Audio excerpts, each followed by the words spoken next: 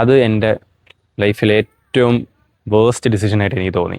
So അതെനിക്ക് അത്യാവശ്യം നല്ല ബഡ്ജറ്റ് പൊട്ടി. 60,000 പൊട്ടിയായിരുന്നു. അപ്പൊ അതുകൊണ്ട് ഇവിടെ നമ്മൾ ഒരു വണ്ടി അലൗഡ് ചെയ്യില്ല.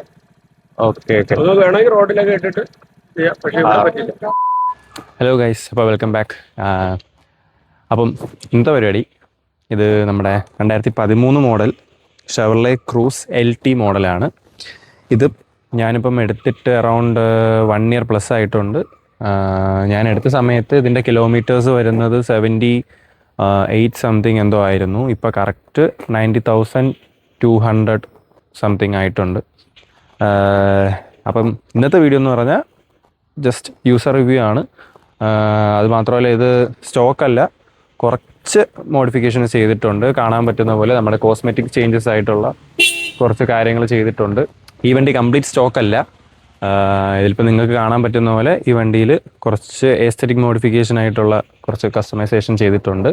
അതേപോലെ പെർഫോമൻസ് മോഡിഫിക്കേഷനിൽ ഞാൻ ചെറുതായിട്ട് നമ്മുടെ ഡൗൺ പൈപ്പ് ചെയ്തിട്ടുണ്ട്. കസ്റ്റമായിട്ടൊരു ഡൗൺ പൈപ്പ് നമുക്ക് എനിക്ക് പരിചയമുള്ള തന്നെ ഒരു ട്യൂണോട്രോണിക്സ് എന്ന് പറയുന്ന, എന്നാൽ അവരുടെ ഒരു ഈ പെർഫോമൻസ് മോഡിഫിക്കേഷനൊക്കെ ചെയ്യുന്നത് ട്യൂണോട്രോണിക്സ് ആണെങ്കിലും പെർഫോമൻസിൻ്റെ ബാക്കി അതായത് down pipe, full system exhaust, അതുപോലത്തെ പരിപാടികളെല്ലാം ചെയ്യുന്ന ആൽഫ ക്രൂ പ്രൊജക്ട്സ്, അവരാണ് എനിക്ക് ഡൗൺ പൈപ്പ് ചെയ്തിട്ട് വന്നത്. ഞാൻ അവിടെ ഇൻസ്റ്റാഗ്രാം ഹാൻഡിൽ ഡിസ്ക്രിപ്ഷനിൽ കൊടുത്തേക്കാം. സോ നമുക്ക് ഇന്ന് ഈ വീഡിയോയിൽ പറയാൻ പോകുന്നതെന്ന് വെച്ചാൽ വണ്ടി എടുത്തിട്ട് എത്ര കിലോമീറ്റർ ആയി, എന്തൊക്കെ പണി തന്നിട്ടുണ്ട്, എങ്ങനെയുണ്ട് മെയിൻ്റനൻസ്, എങ്ങനെയുണ്ട് വണ്ടിയുടെ പെർഫോമൻസ്, അങ്ങനെ ബേസിക് ഒരു ഓണറിന് ഒരു ഓണർ ഫീൽ ചെയ്തിട്ടുള്ള എല്ലാ കാര്യങ്ങളും ഞാനിതിൽ നിന്ന് പറയാൻ പോവുകയാണ്. സോ നിങ്ങൾക്കിപ്പം 2026 നിങ്ങൾക്ക് ക്രൂസ് നോക്കണം എന്നുണ്ടെങ്കിൽ, ലൈക്ക് സെക്കൻഡ് മാർക്കറ്റിൽ മാത്രമേ ഇപ്പോൾ അവൈലബിൾ ആയിട്ടുള്ളൂ, എന്നാലും സെക്കൻഡ് മാർക്കറ്റിൽ നമുക്ക് എടുക്കുന്നതിനെ പറ്റി നിങ്ങൾക്ക് എന്തെങ്കിലും ഡൗട്ട്സ് ഉണ്ടെങ്കിൽ അതും ഞാനിതിൽ ക്ലിയർ ചെയ്ത് തരാൻ പോവുകയാണ്. കൂടുതൽ ഡൗട്ട്, അതായത് ഞാൻ പറഞ്ഞു തരുന്നതിലല്ലാണ്ട് വേറെ എന്തെങ്കിലും ഡൗട്ട് ഉണ്ടെങ്കിൽ നിങ്ങൾക്ക് കമൻറ്റ് ബോക്സിൽ കമൻറ്റ് ചെയ്യാം, ഞാനതിന് റിപ്ലൈ തരുന്നതാണ്. സോ നമുക്ക് തുടങ്ങാം. ഞാൻ വണ്ടി എടുത്ത സമയം തൊട്ട് പറഞ്ഞുതരാം. ഞാൻ വണ്ടി എടുത്ത സമയത്ത് വണ്ടിയിൽ അത്യാവശ്യം പണികളുണ്ടായിരുന്നു. കുറച്ച് ലോവർ ആമും കാര്യങ്ങളും, കാരണം ഈ വണ്ടി എടുത്ത സമയത്തുള്ള ആ ലൊക്കേഷനിൽ അത്യാവശ്യം കുറച്ച് off road kind of stuff ആയിരുന്നു. അപ്പം ഈ വണ്ടി അങ്ങനെ ഓഫ് റോഡ് പറഞ്ഞിട്ടുള്ളതില്ല, കാരണം ഗ്രൗണ്ട് ക്ലിയറൻസ് കമ്പാരിറ്റീവ്ലി കുറവാണ് ബാക്കിയുള്ള കാറിനെ വെച്ച് കമ്പയർ ചെയ്യുമ്പോൾ.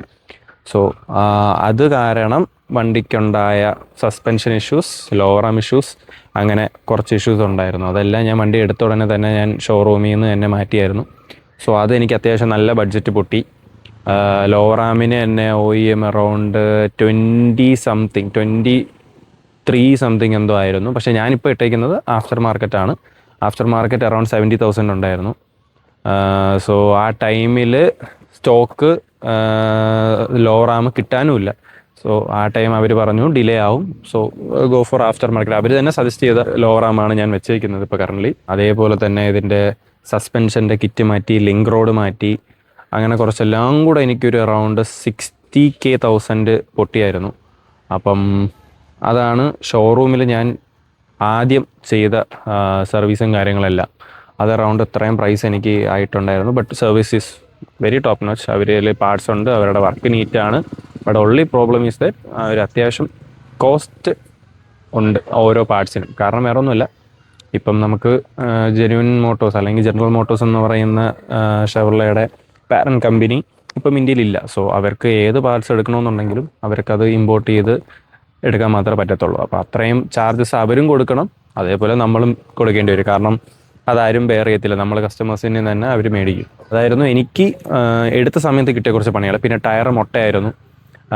ടയർ ഞാൻ ആ സമയത്ത് എനിക്ക് ഓൾറെഡി 60K പൊട്ടിയിരുന്നത് കൊണ്ട് ഞാൻ മണ്ടത്തരം കാണിച്ച് പോയി ഒരു ആഫ്റ്റർ മാർക്കറ്റ് ടയേഴ്സ് എടുത്തു, അതായത് ട്രാക്ക് ടയേഴ്സ്. അത് എൻ്റെ ലൈഫിലെ ഏറ്റവും വേസ്റ്റ് ഡിസിഷനായിട്ട് എനിക്ക് തോന്നി. കാരണം വേറെ ഒന്നുമില്ല, അതെടുത്ത് അത്യാവശ്യം നല്ല ത്രെഡ് ഉണ്ടായിരുന്നു. പക്ഷെ പ്രശ്നം എന്ന് പറഞ്ഞാൽ അതിൻ്റെ ക്വാളിറ്റി, അതിൻ്റെ മാനുഫാക്ചറിങ് ഡേറ്റ്, അതിൻ്റെ സൈഡിൽ വരുന്ന സൈഡ് ബീഡിങ്സ് എല്ലാം ബൾജ്ഡ് ആയിരുന്നു. അപ്പോൾ ഇതെല്ലാം ഞാൻ നോക്കിയായിരുന്നു, പക്ഷേ അവർ എന്നെ കൺവിൻസ് ചെയ്യിപ്പിച്ചു. അതായത് ഇത് എയർ കയറി വണ്ടി ഒന്ന് ഓടിക്കഴിഞ്ഞാൽ ബൾജൊക്കെ മാറും എന്നൊക്കെ അവർ പറഞ്ഞത്. പക്ഷെ ഇവിടെ ഞാനെടുത്തിട്ട് ഓടിച്ചതിന് ശേഷം എനിക്ക് സ്പീഡ് കയറ്റാൻ വയ്യ. സ്പീഡ് കയറ്റിയ വൈബ്രേഷൻ, ബ്രേക്ക് കൊടുക്കുമ്പോൾ വൈബ്രേഷൻ, സ്റ്റിയറിങ്ങിൽ നമുക്ക് നല്ല അടിയുണ്ടായിരുന്നു. എൻ്റെ കയ്യിൽ അതിൻ്റെ ക്ലിപ്പ് ഉണ്ടോ എന്നറിയില്ല, ക്ലിപ്പ് ഉണ്ടെങ്കിൽ ഞാൻ അതിൻ്റെ അകത്ത് ആഡ് ചെയ്യാം.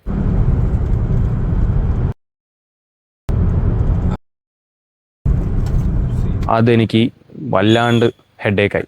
ഞാൻ ആ സമയത്ത് നമ്മുടെ ഗ്രൂപ്പുണ്ട്, നമ്മുടെ ഷെവർലെ ക്രൂസിൻ്റെ ഓൾ ഇന്ത്യ ഗ്രൂപ്പാണ്. അതിനകത്ത് നമുക്ക് എന്ത് ഡൗട്ട്സ് ഉണ്ടെങ്കിലും എന്ത് പാർട്സ് വേണമെങ്കിലും നമുക്ക് അതിനകത്ത് ചോദിച്ചാൽ മതി, അവരെല്ലാം നമുക്ക് പറഞ്ഞു തരും. അങ്ങനെ ഞാൻ ഈ ഞാൻ ആ വീഡിയോ അയച്ചു കൊടുത്തു. അതായത് ഈ സ്റ്റിയറിംഗ് വൈബ്രേഷൻ, ബ്രേക്ക് പിടിക്കുമ്പോഴും അതേപോലെ ആക്സിലേറ്റർ കൊടുക്കുമ്പോഴും ഒരു വൈബ്രേഷൻ ഉണ്ടായിരുന്നു. അപ്പോൾ അവരെന്നോട് പറഞ്ഞു ടയേഴ്സ് ഏതാ യൂസ് ചെയ്യുന്നതെന്ന് ചോദിച്ചു.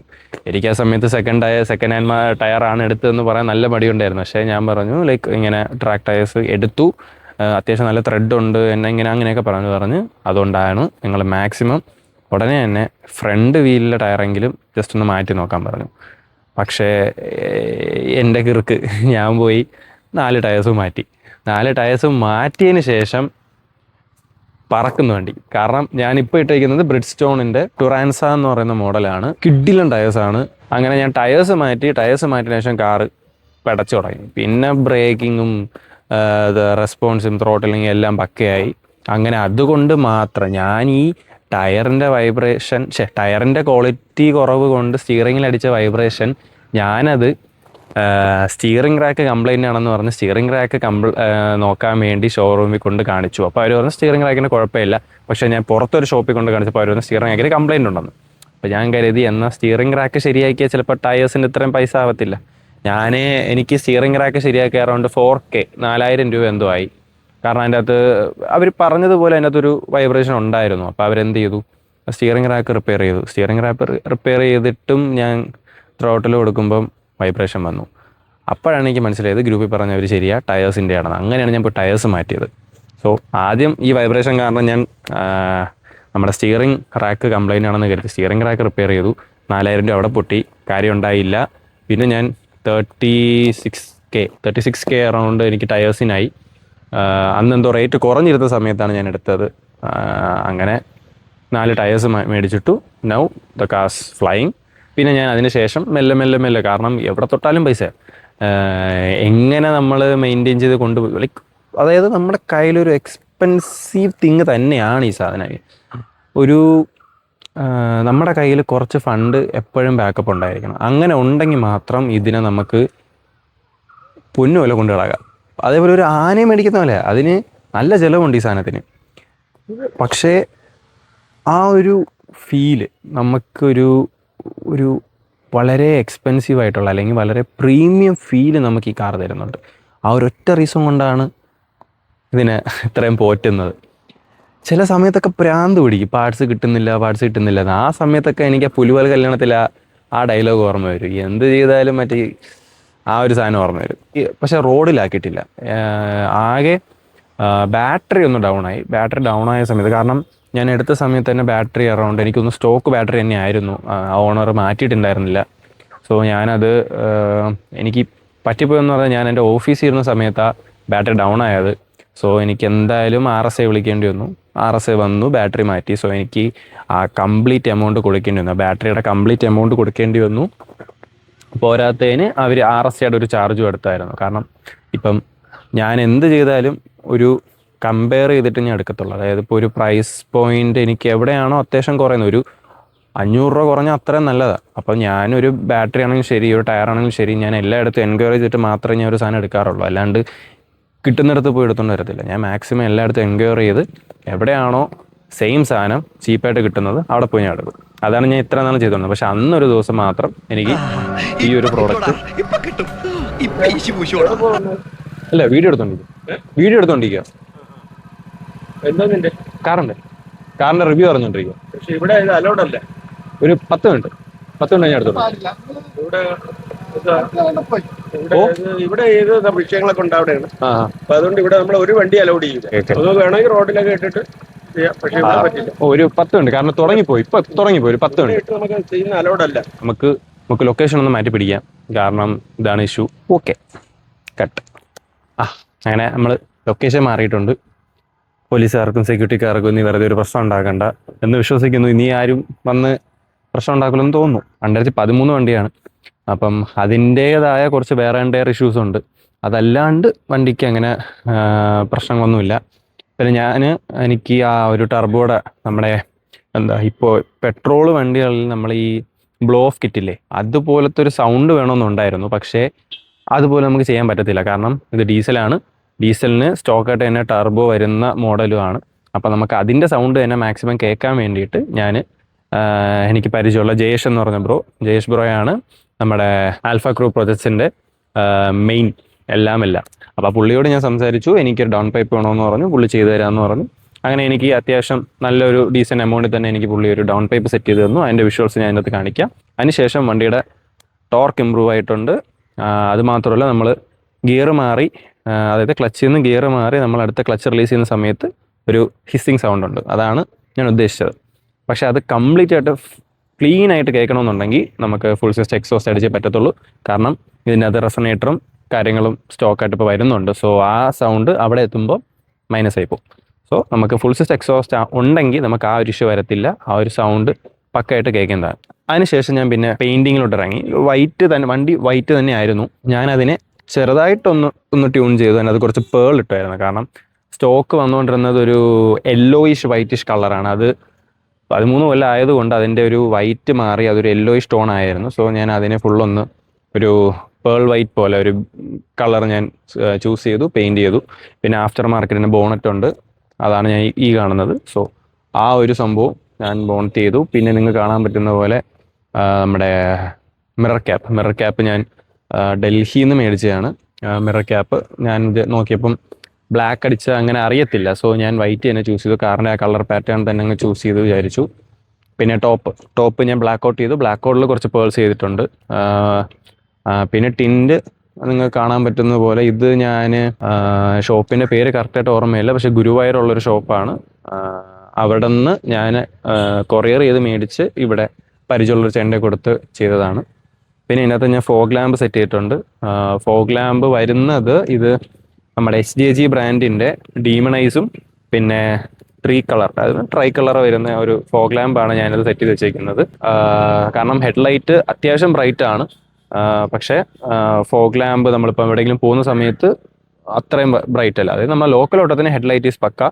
പക്ഷേ നമ്മൾ ലോങ് പോകുന്ന സമയത്തൊക്കെ എനിക്ക് ഹെഡ്ലൈറ്റിൻ്റെ അത്രയും കിട്ടുന്നില്ല. കാരണം ഹൈവേസിൽ ഇത് ഡിമ്മായി പോകുന്നുണ്ട്.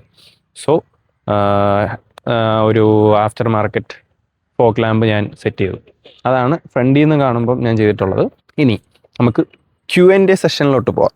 2026 നിങ്ങൾ ഈ വണ്ടി എടുക്കണമെന്നുണ്ടെങ്കിൽ ഇത് 2013 മോഡലാണ് വണ്ടി. മാക്സിമം എല്ലാവരും 2013 മോഡലിന് ശേഷമുള്ള ക്രൂസ് എടുക്കാൻ നോക്കുക. കാരണം 2012 താഴെ വരുന്ന വണ്ടികളെല്ലാം ടൈപ്പ് 1 എഞ്ചിൻ വരുന്ന വണ്ടികളാണ്. അതിന് അത്യാവശ്യം പണിയുണ്ട്. മാത്രമല്ല ചീപ്പായിട്ട് കിട്ടും. ടൈപ്പ് 1 വണ്ടികൾ, അതായത് 2012 താഴെയുള്ള വണ്ടികളെല്ലാം നമുക്ക് അത്യാവശ്യം കോസ്റ്റ് എഫിഷ്യൻ്റായിട്ട് കിട്ടും. അത് മാത്രമല്ല അതിന് പണി കൂടുതലാണ്. ഞാൻ കുറേ അന്വേഷിച്ചിട്ടാണ് ഞാൻ ഈ വണ്ടി കിട്ടിയത്. സോ 2013 മോഡലിന് ശേഷം മാത്രമേ എടുക്കാവൂ എന്ന് എന്നോട് ഷെവർലേയിൽ ഷോറൂമിൽ നിൽക്കുന്ന സർവീസ് മാനേജർ എന്നോട് ഡയറക്റ്റ് പറഞ്ഞതാണ്. സോ അത് ഫോളോ ചെയ്താണ് ഞാൻ എടുത്തത്. സോ 2013 മോഡൽ ആയതുകൊണ്ട് എനിക്ക് പണി അത്ര വരുന്നില്ല. കാരണം ഞാൻ ഓരോ വട്ടം സർവീസ് സെൻറ്ററിൽ പോകുന്ന സമയത്തും അവിടെ ഏറ്റവും കൂടുതൽ വണ്ടി കിടക്കുന്നത് സ്ക്രാപ്പിന് പോയിട്ടുള്ള വണ്ടികളും എല്ലാം ടൈപ്പ് 1 വണ്ടികളാണ്. ടൈപ്പ് 1 വണ്ടികൾ ഇൻ ദ സെൻസ് 2012 മോഡലിന് മുന്നേ ഉള്ളത്. 2009 ഉണ്ട്, 2010 ഉണ്ട്. ഈ മോഡൽസൊക്കെ കിട്ടും, ചീപ്പായിട്ട് കിട്ടും. പെർഫോമൻസ് എല്ലാം സെയിം ആണ്, പക്ഷേ പണി കൂടുതലാണ്. സോ നിങ്ങൾ ആരെങ്കിലും 2026 ഇനി മുന്നോട്ടോ ഈ വണ്ടി ക്രോസ് 2013 മോഡലിന് ശേഷമുള്ളത് മാത്രം എടുക്കുക. അതാണ് എനിക്ക് പറയാനുള്ളത്. പിന്നെ വണ്ടി എടുത്താൽ എന്തൊക്കെ പണി കിട്ടും? വണ്ടി എടുത്താൽ എന്തൊക്കെ പണി കിട്ടും എന്ന് പറഞ്ഞാൽ കാലപ്പഴക്കം കാരണമുള്ള വെയർ ആൻഡ് ടയർ സംഭവിക്കും. അതിപ്പോൾ നിങ്ങൾ ഏത് സെക്കൻഡ് ഹാൻഡ് വണ്ടി എടുത്താലും കാലപ്പഴക്കം ഉള്ളത് കൊണ്ട് അതിൻ്റെ വെയർ ആൻഡ് ടയർ സംഭവിക്കും. അതിന് വേണ്ടിയിട്ട് നമ്മൾ കുറച്ച് ഫണ്ട് കയ്യിൽ കരുതിയിരിക്കണം. വേറൊന്നും കൊണ്ടല്ല, കാരണം അതിൻ്റെയൊക്കെ പാർട്സ് നമുക്ക് സോഴ്സ് ചെയ്യേണ്ടി വരും. ചില സമയത്ത് നമുക്കിപ്പോൾ ഷോറൂമിൽ കിട്ടിയില്ല എന്നുണ്ടെങ്കിൽ നമുക്ക് ബൂട്ട്മോ എന്ന് പറയുന്ന ആപ്പുണ്ട്. ബൂട്ട്മോ എന്ന് പറയുന്ന ആപ്പിൽ നിന്ന് നമുക്ക് ഓർഡർ ചെയ്യാം. പക്ഷേ ഡെലിവറി ഡേറ്റ് കൂടുതലായിരിക്കും. കാരണം ഷോറൂമിൽ കിട്ടാത്ത സാധനം ബൂട്ട്മോയിലും കിട്ടാൻ വഴിയില്ല. പക്ഷേ അവർ എവിടെന്നെങ്കിലും ഒപ്പിച്ച് തരും, പക്ഷേ അത്രയും ടൈം എടുക്കും. പിന്നെ നമുക്ക് ഓൾ ഇന്ത്യ ഗ്രൂപ്പ് ഉള്ളതുകൊണ്ട് അതിൽ നമുക്ക് എല്ലാ പാർട്സും, അല്ലെങ്കിൽ എന്തൊക്കെ പാർട്സ് വേണോ അല്ലെങ്കിൽ എന്തൊക്കെ ആവശ്യങ്ങളാണ് ഉള്ളത് അതെല്ലാം നമുക്ക് അവരോട് പറഞ്ഞാൽ അവർ അത്രയും ഇയേഴ്സ് ഓഫ് എക്സ്പീരിയൻസ് ഉള്ള ആൾക്കാരുണ്ട്. കാരണം വണ്ടി എടുത്ത് ടൈപ്പ് 1 ഉണ്ട്, ടൈപ്പ് 2 ഉണ്ട്, മൾട്ടിപ്പിൾ ക്രൂസ് ഓൺ ചെയ്യുന്ന സിംഗിൾ യൂസേഴ്സ് വരെ ഉണ്ട്. സോ അവരുടെ നിന്നൊക്കെ സജഷൻസ് കിട്ടി അവർ പരിചയമുള്ള വെൻഡേഴ്സിനെ പറഞ്ഞു തരും. നമുക്ക് അവിടെ നിന്നൊക്കെ ഈ പ്രൊഡക്ട്സ് മേടിക്കാൻ പറ്റും. വളരെ ഹെൽപ്ഫുൾ ആയിട്ടുള്ള ഒരു കമ്മ്യൂണിറ്റി തന്നെ നമുക്ക് ഈ കാറിനും ബൈക്കിനും ഉണ്ട്. ഞാൻ നേരത്തെ വീഡിയോ ചെയ്ത പോലെ മോജോയ്ക്ക് മോജോ ഡ്രൈവ് ഉള്ളതുപോലെ ഷെവർലെ ഗ്രൂപ്പ് എന്ന് പറയുന്ന ഒരു ടീമുണ്ട്. We all diesel rockets join. പിന്നെ ഇത് LT മോഡലാണ്, അതുകൊണ്ട് സൺറൂഫും കാര്യങ്ങളൊന്നും ഇല്ല. LTCക്ക് സൺറൂഫ് വരുന്നുണ്ട്, ഓട്ടോമാറ്റിക് വരുന്നുണ്ട്. ഇത് 6 സ്പീഡ് മാനുവൽ വണ്ടിയാണ്. പിന്നെ ഞാൻ ഇതിൻ്റെ സ്റ്റിക്കേഴ്സ് കാര്യങ്ങൾ ചെയ്തായിരുന്നു. ഇതിൻ്റെ ലോഗോ ബ്ലാക്ക് ഔട്ട് ചെയ്തു. പിന്നെ സൈഡിൽ കുറച്ച് സ്റ്റിക്കേഴ്സ് ചെയ്തിട്ടുണ്ട്. പിന്നെ ഇതാണ് ഞാൻ ഈ വണ്ടി എടുത്തിട്ട് ചെയ്ത കുറച്ച് മോഡിഫിക്കേഷൻസ് കാര്യങ്ങൾ. സോ ഇനി പ്ലാനിലുള്ള കുറച്ച് മോഡിഫിക്കേഷൻസ് എന്ന് പറയുന്നത് നമ്മുടെ മ്യൂസിക് സിസ്റ്റം. വണ്ടിയിൽ സ്റ്റോക്കായിട്ട് വന്ന മ്യൂസിക് സിസ്റ്റം കിട്ടില്ലാണ്. പക്ഷേ പ്രശ്നം എന്ന് വെച്ചാൽ കാലപ്പഴക്കം കാരണം എൻ്റെ ഒരു സൈഡിലെ സിസ്റ്റം അടിച്ചു പോയത് കാരണം എനിക്ക് ഈ സൈഡ് മാത്രമേ പാട്ട് കേൾക്കൂ, ഈ സൈഡ് പാട്ട് കേട്ടതില്ല. അപ്പോൾ എനിക്ക് എപ്പോൾ കാറിൽ പോയാലും എനിക്ക് പാട്ട് കേൾക്കും. സോ ഞാൻ വിചാരിച്ചു ഒരു സൗണ്ട് സിസ്റ്റം സെറ്റ് ചെയ്യാം. സോ ഞാൻ അതിനുള്ള ഒരു ഇതിലാണ്. സോ ഒരു സൗണ്ട് സിസ്റ്റവും ഒരു സബും സെറ്റ് ചെയ്യണം. സൂൺ വഴി അതിൻ്റെ വീഡിയോ വരുന്നതാണ്. സോ അതൊക്കെയാണ് എനിക്ക് ഇപ്പം പറയേണ്ടതും. നിങ്ങൾക്ക് ആർക്കെങ്കിലും ക്രൂസ് എടുക്കണമെന്നുണ്ടെങ്കിൽ നിങ്ങളോട് പറയാനുള്ള റീസൺസും ഇതൊക്കെയാണ്. പിന്നെ കയ്യിൽ മാക്സിമം അത്യാവശ്യം ഫണ്ട് കരുതിയിരിക്കുക. കാരണം ചെറിയൊരു വണ്ടിയല്ല, 2 ലിറ്റർ ഡീസൽ എഞ്ചിനാണ്. അതിൻ്റേതായ പണികൾ വരും, അതിൻ്റേതായ മെയിൻ്റനൻസ് ആണ്. ഷെവർലെ കമ്പനി ഇന്ത്യയിൽ ഇല്ലാത്തത് കൊണ്ട് അതിൻ്റേതായ പാർട്സിനും റേറ്റ് കൂടുതലാണ്. നമ്മൾ ഇന്ത്യയിലുള്ള പോലത്തെ മാരുതി, ടാറ്റ അതുപോലത്തെ ചീപ്പായിട്ടുള്ള പാർട്സ് അല്ല നമുക്ക് കിട്ടുന്നത്. കാരണം ചീപ്പ് എന്ന് ഉദ്ദേശിച്ചത് ഇൻ ടേംസ് ഓഫ് മണിയാണ്. കാരണം പാർട്സിന് ചീപ്പാണ്. പക്ഷേ ഇതിലോട്ട് വരുമ്പോൾ പാർട്സ് കോസ്റ്റ്ലി ആണ്. കിട്ടത്തില്ല എന്നല്ല, കിട്ടും. പക്ഷേ മേടിച്ചിട്ട് അത് കുറേ നാൾ ലാസ്റ്റ് ചെയ്യും. കാരണം അതിൻ്റെ ക്വാളിറ്റി ഉണ്ട്. ആ ക്വാളിറ്റിക്കാണ് നമ്മൾ അത്രയും ഫണ്ട് കൊടുക്കുന്നത്. പിന്നെ സിൻസ് ഇന്ത്യയിൽ കമ്പനി ഇല്ലാത്തത് കൊണ്ട് എക്സ്പോർട്ട് ഇമ്പോർട്ട് ഡ്യൂട്ടി ചാർജസ് കൂടുതലാണ്. സോ ഇത്രയും കാര്യങ്ങളാണ് നമ്മൾ മെയിനായിട്ട് മൈൻഡിൽ കീപ്പ് ചെയ്യേണ്ടത്. അല്ലാണ്ട് എങ്ങനെയുണ്ട് വണ്ടി എന്ന് ചോദിക്കുവാണെങ്കിൽ വണ്ടി ഈസ് ആബ്സല്യൂട്ട്ലി പവർഫുൾ മെഷീൻ. നമ്മൾ ഒരു ഡീസൽ വണ്ടി ഓടിച്ചിട്ടുള്ളവർക്കറിയാം ഒരു ബോട്ടം ആൻഡ് ടോർക്കുണ്ട്. അത് ഇതെന്ന് പറഞ്ഞാൽ കുതിച്ച് നിൽക്കുകയാണ്. അതായത് എന്നെ വിട് ഞാൻ പോട്ട് എന്ന് പറയുന്ന രീതിയിലുള്ള ഒരു പെർഫോമൻസ് ആണ് ഈ വണ്ടി തരുന്നത്. നമ്മളെപ്പോൾ ക്ലച്ചിൽ നിന്ന് കാലെടുക്കുന്നോ അപ്പോൾ ഒരു കുതിപ്പാണ്. അതായത് നോർമലി കാറ് ലീനിയറായിട്ട് പുള്ളി ചെയ്യുന്നുണ്ടെങ്കിൽ ഇത് മറ്റേ ഇങ്ങനെ കുതിച്ച് നിൽക്കും. ആ ഒരു സാധനമാണ്. പിന്നെ ഹൈവേയിൽ പക്ക കംഫർട്ടിങ് ആണ്. ഞാനും എൻ്റെ ഫ്രണ്ട്സും കൂടെ ആയിട്ട് നമ്മൾ കൊടൈക്കനാൽ ട്രിപ്പ് പോയ സമയത്ത് എനിക്ക് സീറ്റിൽ നിന്ന് ഇറങ്ങി മാറാൻ തോന്നിയില്ല. കാരണം 0 ടയർഡ്നെസ് ആയിരുന്നു. ഫുൾ ടൈം ഞാൻ അപ്പ് ആൻഡ് ഡൗൺ ഞാൻ തന്നെയാണ് ഓടിച്ചത്. സോ എനിക്ക് ആ ഒരു വണ്ടി ഓട്ടിക്കുന്ന ടൈമിൽ ഉള്ള ആ ഒരു സ്ട്രെസ് ഉണ്ടല്ലോ, അല്ലെങ്കിൽ ഒരു ബാക്ക് പെയിനോ അല്ലെങ്കിൽ മടുപ്പ്, വണ്ടി കയറുന്നില്ല, കാല് കൊടുത്തിട്ട് കയറുന്നില്ല, അങ്ങനെയൊക്കെ തോന്നുന്ന ഒരു ഫീൽ എനിക്ക് ഈ വണ്ടിയിൽ തന്നിട്ടേ ഇല്ല. കാരണം അത്രയും കിടലൻ വണ്ടിയാണ്. വണ്ടി ഓടിച്ചിട്ടുള്ളവരാരെങ്കിലും ഉണ്ടെങ്കിൽ അല്ലെങ്കിൽ ഓണേഴ്സ് ആരെങ്കിലും ഉണ്ടെങ്കിൽ ദയവായി കമൻറ്റ് ചെയ്യുക. കാരണം നിങ്ങളുടെ കമൻറ്റ്സ് ബാക്കിയുള്ള വ്യൂവേഴ്സിനും അവരൊരു പ്രചോദനമാവും. ലൈക്ക് എന്തൊക്കെ വന്നാലും വണ്ടി തരുന്ന ഫീൽ കാരണം ആൾക്കാർ എടുക്കുന്ന ടീംസ് ഉണ്ട്. സോ ഇതൊക്കെയാണ് എനിക്ക് പറയാനുള്ളത്. സോ ഞാനിപ്പോഴും പറയുന്നു, ചീപ്പല്ല. മെയിൻ്റനൻസ് ഈസ് നോട്ട് ചീപ്പ്.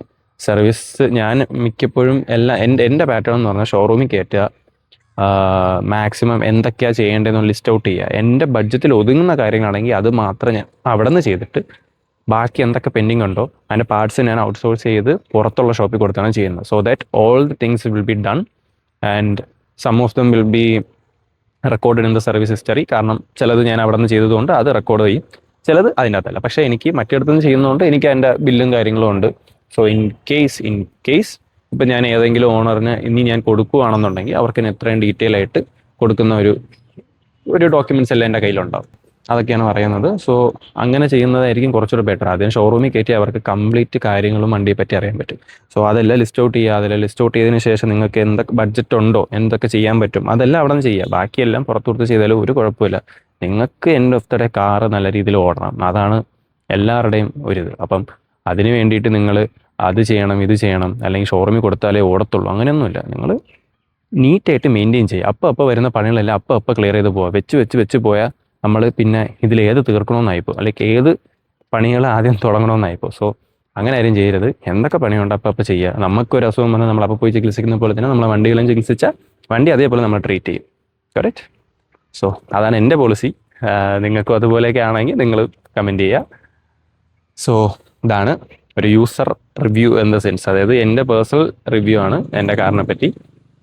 വേറെ ആരെങ്കിലും ഉണ്ടെങ്കിൽ അല്ലെങ്കിൽ ഓണേഴ്സ് ഉണ്ടെങ്കിൽ നമ്മൾ ദയവ് ചെയ്ത് കമൻറ്റ് ചെയ്യുക, വേറെ യൂസേഴ്സിലോട്ട് എത്തിക്കുക, ലൈക്ക് ചെയ്യുക, ഷെയർ ചെയ്യുക, സബ്സ്ക്രൈബ് ചെയ്യുക, ടിങ് ടിങ് അടിക്കുക. കാരണം ടിങ് ടിങ് അടിച്ചാൽ നിങ്ങൾക്ക് പുതിയ പുതിയ വീഡിയോസ് വരുമ്പം സെർച്ച് ചെയ്യണ്ട, ഡയറക്റ്റ് നിങ്ങളുടെ ഫീഡിൽ തന്നെ വരും. ഇനിയും വണ്ടികളുടെ കാര്യങ്ങളുമായിട്ട് ഞാൻ വരുന്നതാണ്. ഇനി ഇതിൽ സൗണ്ട് സിസ്റ്റം ചെയ്യാനുണ്ട്, പിന്നെ മോജോ ഉണ്ട്, മോജോയുടെ കാര്യങ്ങളായിട്ട് ഇനിയും വരാം. സോ വൈൻഡിങ് അപ്പാണ് ഗൈസ്. സോ എല്ലാവരും stay tune for the next video. By.